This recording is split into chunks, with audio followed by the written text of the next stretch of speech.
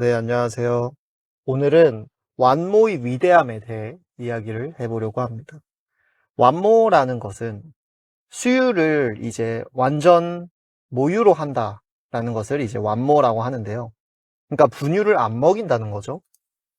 그래서 이제 유튜브 같은 거를 보다 보면 이제 완모 부심이 있다. 이런 게 나오는데 진짜 자부심을 가질 만한 일이 아닌가 싶습니다. 일단 첫 번째 이유는 수유 텀이 지옥입니다. 시간이 이제 자유가 거의 없고요. 왜냐하면 분유에 비해서 모유는 배가 훨씬 더 빨리 꺼집니다. 그리고 분유는 이제 먹이는데 한 10분이면 다 먹여요. 근데 모유는 한 20분에서 30분이 기본입니다. 이제 배가 빨리 꺼지니까 모유의 텀은 뭐 기간에 따라 다르지만 보통 신생아 아기 때는 한 2시간 정도 됩니다. 그러니까 한 30분을 밥을 먹이고 한 30분 트림 시키면 1시간 남는 거예요.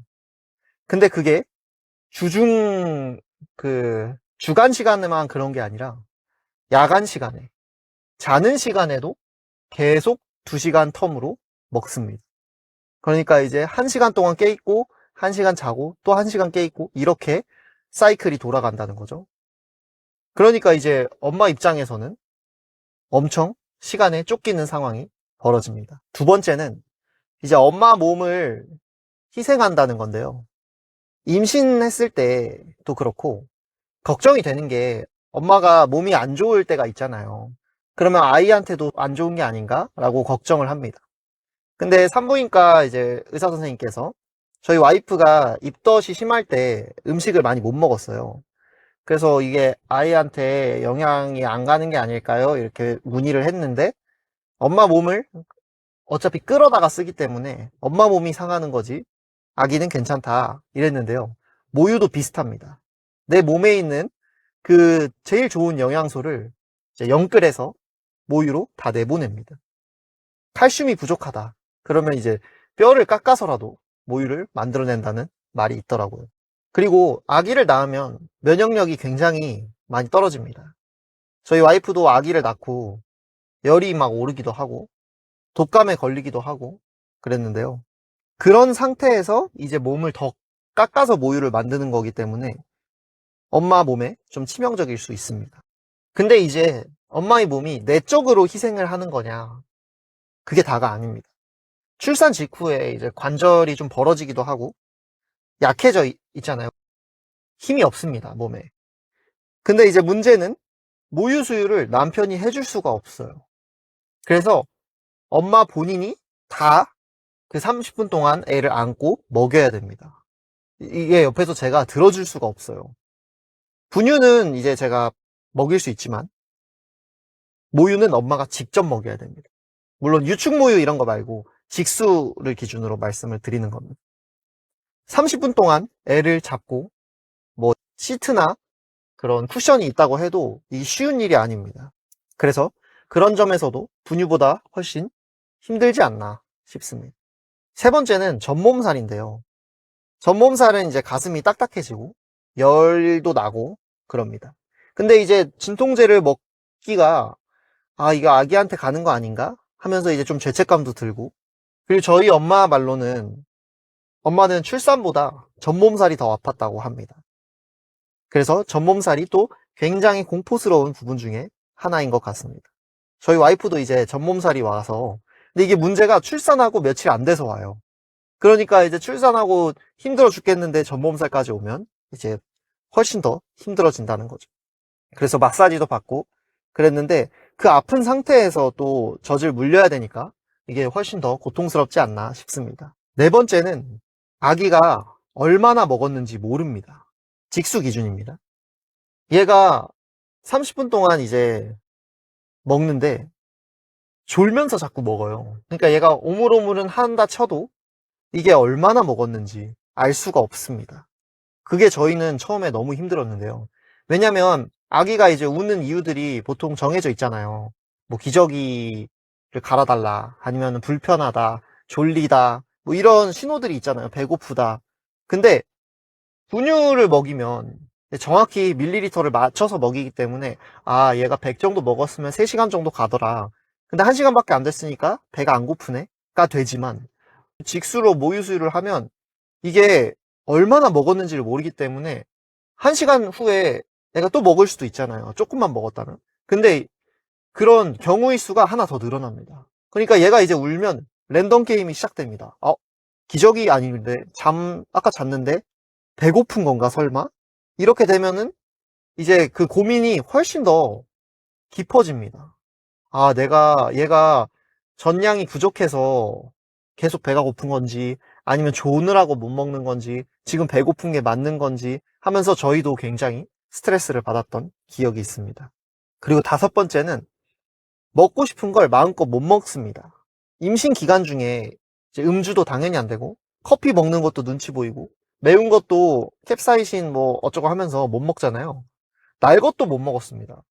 식중독에 걸리면 큰일 난다고 해가지고 고기도 막 다 익혀 먹고.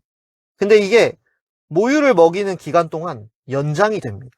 알코올 무조건 안 되고요. 커피도 먹으면은 아기가 뭐 잠을 못 잘까봐 또 못 먹더라고요, 와이프는. 그리고 매운 거 이런 것도 못 먹게 되고. 그래서 거의 10개월 동안 참았던 그 음식들을 연장해서 또 참아야 됩니다.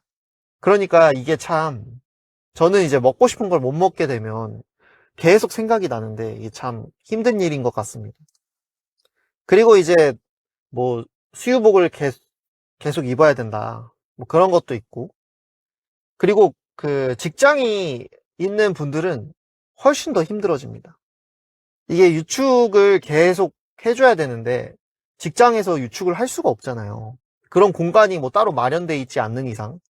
그리고 그 시간 동안 또 자리를 비워야 되는데 이런 것들이 굉장히 눈치가 보이지 않나 싶습니다.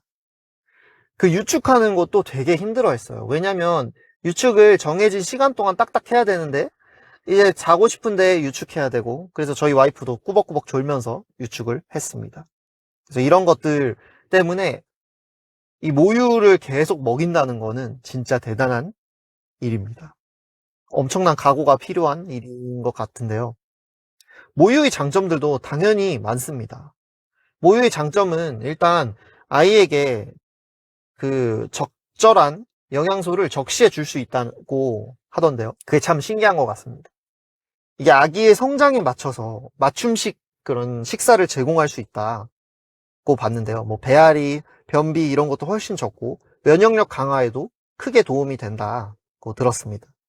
엄마 입장에서도 모유를 이제 만드는데 하루에 대략 한 500kcal 정도 쓰인다고 하는데요. 이 정도면 거의 1시간 동안 러닝을 하는 거랑 맞먹습니다. 그래서 자연 다이어트 효과가 있다. 그리고 뭐 자궁 수축을 도와서 산후 회복을 돕는다는 것도 있고 뭐 유방암, 난소암 이런 것도 걸릴 확률이 떨어진다. 뭐 이런 연구 결과들이 있다고 합니다. 그런 걸 다 빼더라도 엄마가 너무 힘듭니다. 저희 와이프도 이제 그 출산 후에 90일 휴가가 있잖아요. 그동안 이제 산후조리원 끝나고 한 한 달 정도는 모유를 먹이고 분유를 이제 바꿔야겠다라고 했는데 중간에 약을 먹어야 되는 일이 생긴 거예요. 그래서 그냥 어차피 약을 먹으면 또 한 일주일 애가 모유를 못 먹거든요. 그래서 그때 그냥 단유를 결정을 하고 지금은 분유를 먹이고 있습니다. 모유의 장점 중에는 뭐 젖병이 필요 없다는 장점이 있는데요. 근데 그거 씻는 게 훨씬 납니다. 이거 막 얘 얼마 먹었는지 그거 고민하는 시간에 그냥 빨리 씻고 열탕하는 게 훨씬 더 저는 개인적으로 낫더라고요. 물론 아기한테는 모유가 더 좋을 수 있겠지만 저희의 가정 사정상 이제는 분유를 먹이고 있는데요. 모유로 이제 수유를 안 하고 분유를 먹인다고 죄책감을 가지실 필요가 전혀 없습니다. 본인의 상황과 사정에 맞게 잘 키우면 되지. 그걸 가지고 저 사람은 완전 모유로 다 줬는데 우리 애가 약한 게 분유를 먹여서 그런 거 아닌가? 이럴 필요가 전혀 없으십니다. 참 모유 수유하는 게 가혹했다고 느꼈던 게 출산 다 끝나고 힘든데 이것까지 막 다 고민을 하면서 해야 된다는 게 힘든 일인 것 같습니다. 아무튼 완전 모유는 진짜 리스펙을 받아 마땅한 일이 아닌가 싶습니다.